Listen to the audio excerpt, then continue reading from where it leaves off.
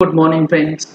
GST platform के question answer series की अगली वीडियो में आप सभी का स्वागत है। जी हाँ फ्रेंड्स, जीएसटी के अंदर कुछ ऐसे सवाल हैं जो काफ़ी सारे लोगों ने पूछा है, जिसमें सबसे पहला सवाल जो ये है कि जो जीएसटीआर 3B की रिटर्न फाइल करनी है उसके अंदर क्या जीएसटीआर 2A के बेसिस पे इनपुट टैक्स क्रेडिट को क्लेम किया जा सकता है, क्योंकि जीएसटीआर 2B का जो डेटा है वो ऑटो पॉपुलेट नहीं हो रहा कई केसेस में, यानी कि बहुत सारे ऐसे केसेस है, लगभग सारे केसेस में, जिसमें 2B का डेटा जो है वो ऑटो पॉपुलेट हो करके नहीं आ रहा, जिसकी वजह से परेशानी आ रही है। और भी कई केसेस में सिर्फ मार्च का डेटा जो है वो पॉपुलेट किया जा रहा है।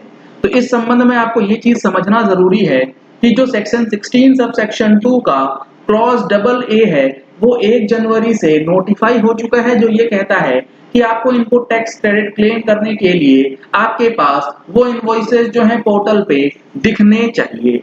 लेकिन अब चूंकि अप्रैल महीने का डेटा जो है वो रिफ्लेक्ट नहीं कर रहा है, जिसके बाद जीएसटी पोर्टल ने एक एडवाइजरी इशू की है कि जीएसटीआर 2A के बेसिस पे आप सेल्फ असेसमेंट बेसिस पे इनपुट टैक्स क्रेडिट जो है वो क्लेम कर सकते हैं।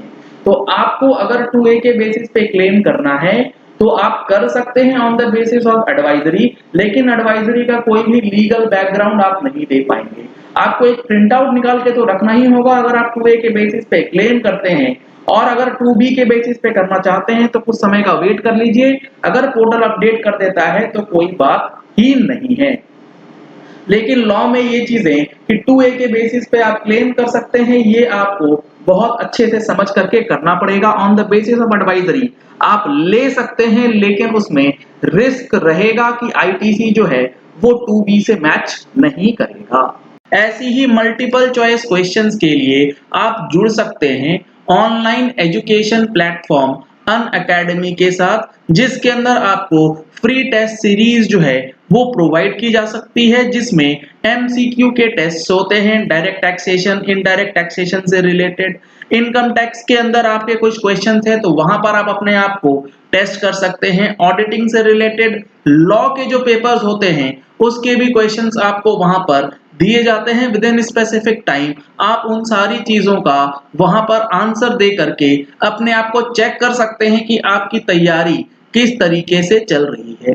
इसके लिए आपको अनअकैडमी का मोबाइल एप्लीकेशन जो है वो डाउनलोड कर लेना है, और डाउनलोड करने के बाद स्कॉलरशिप टेस्ट जो है वो आप स्टार्ट कर सकते हैं, जिसके लिए आप हमारा अनलॉक कोड, जी हाँ फ्रेंड्स, आप हमारा जीएसटी प्लेटफॉर्म का कोड GP10 यूज कर सकते हैं, जिसकी मदद से आपको स्पेशल 20% का डिस्काउंट जो कि आपको हर एक सब्सक्रिप्शन पे मिलने वाला है उसका बेनिफिट जो है वो ले सकते हैं। तो अब आप अनअकैडमी के इस प्लेटफॉर्म को यूज करके अपनी नॉलेज को जो है वो और भी ज्यादा इनहेंस कर सकते हैं। दूसरा जो सवाल है जो काफी ज्यादा पूछा जाता है वो ये है कि लेट सपोज आपने जीएसटीआर 1 के अंदर कोई एक इनवॉइस जो है ना उसे अपलोड कर दिया है।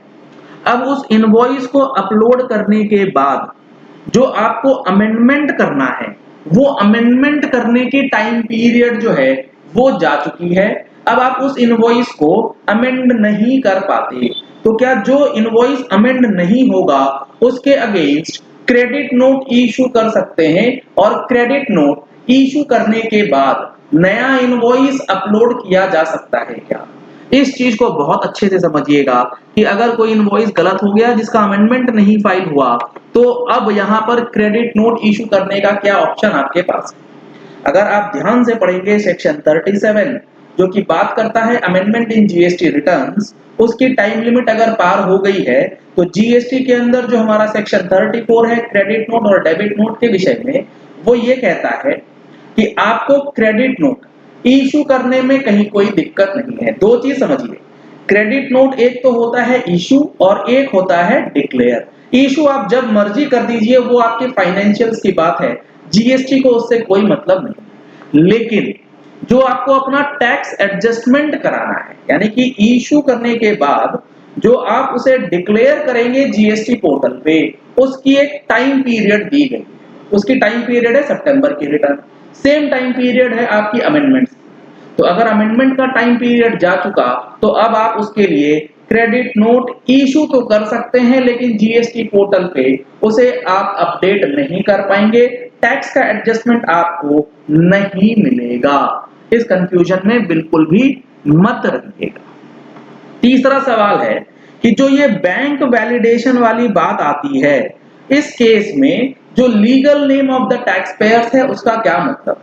क्योंकि जब जीएसटी रजिस्ट्रेशन लेते हैं तो ट्रेड नेम और लीगल नेम दो तरीके का नाम आपको दिखाया जाता है।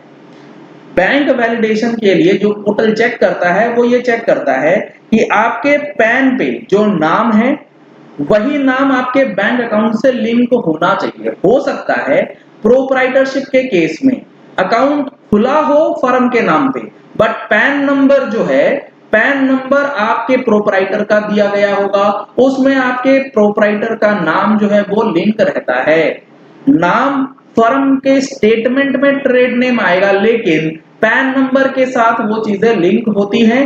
तो लीगल नेम जो है वो प्रोप्राइटर का दोनों जगह पर सेम होना चाहिए। अगर पार्टनरशिप केस है तो पार्टनरशिप के केस में पैन पे भी वही नाम आएगा, फर्म में भी आपका बैंक अकाउंट जो है वो नाम सेम रहेगा। जीएसटी पोर्टल पे ट्रेड नेम और लीगल नेम दोनों ही सेम रहेंगे।